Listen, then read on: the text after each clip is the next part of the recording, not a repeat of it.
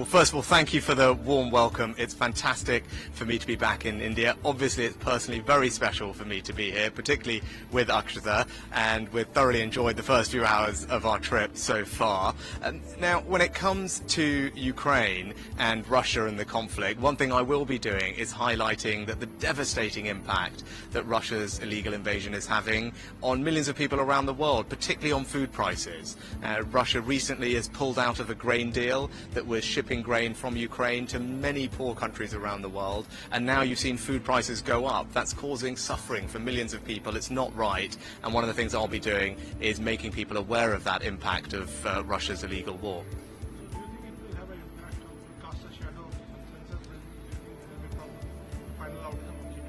No, I think there'll be many things that we'll be discussing here at the G20 under India's leadership, and I'm confident that we'll make very good progress on a range of different issues. I think G20 has been a huge success for India. India is the right country at the right time to be hosting this, and I feel we're going to have a very good couple of days of deliberations and decisions made. I think it's a great theme, and actually, when you say one family, I'm an example of the incredible living bridge that Prime Minister Modi described between the UK and India. That almost 2 million people like me in the UK of Indian origin. That's why it's very special for me to be here as British Prime Minister, in the country where my family are from. So can you give us some sense of a connect with India, like your roots here?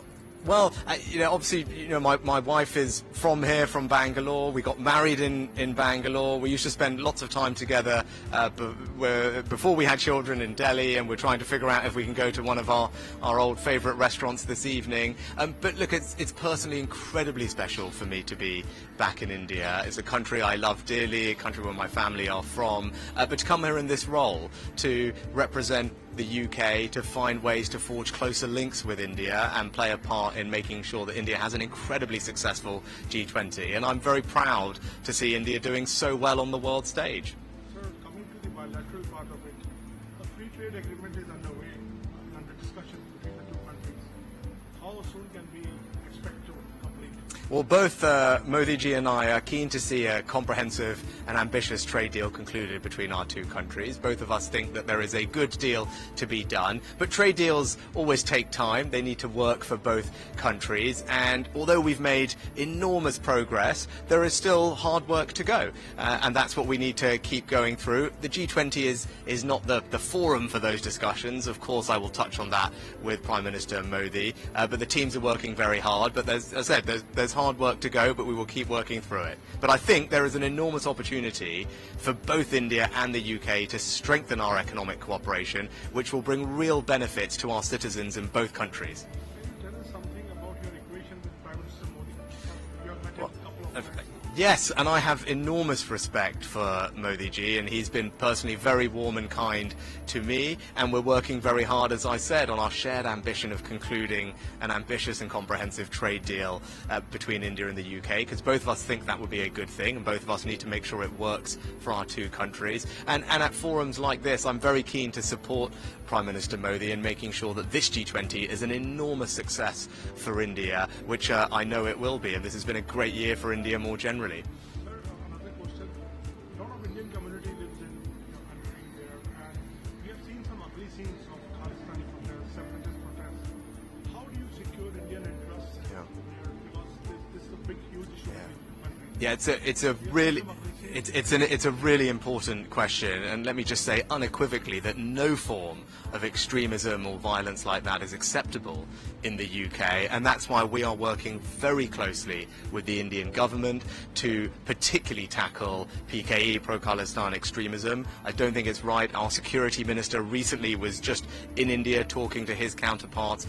We have working groups together to share intelligence and information so that we can root out this kind of violent extremism. It's not right, and I won't tolerate it in the UK.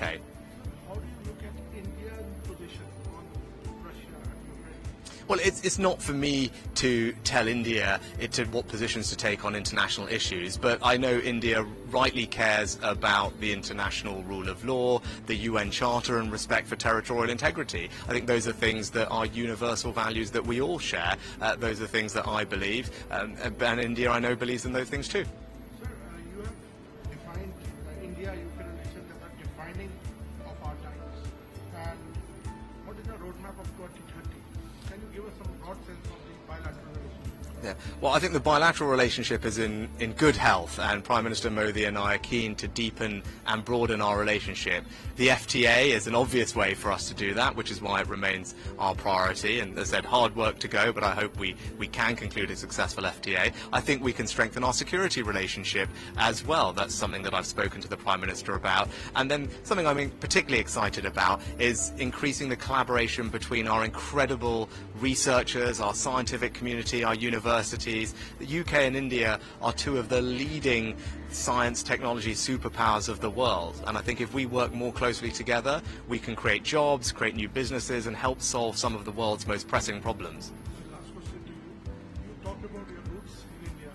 People also must talk about your roots, your connect to Hinduism. You wear this, rolling in your hands. Tell us something about it.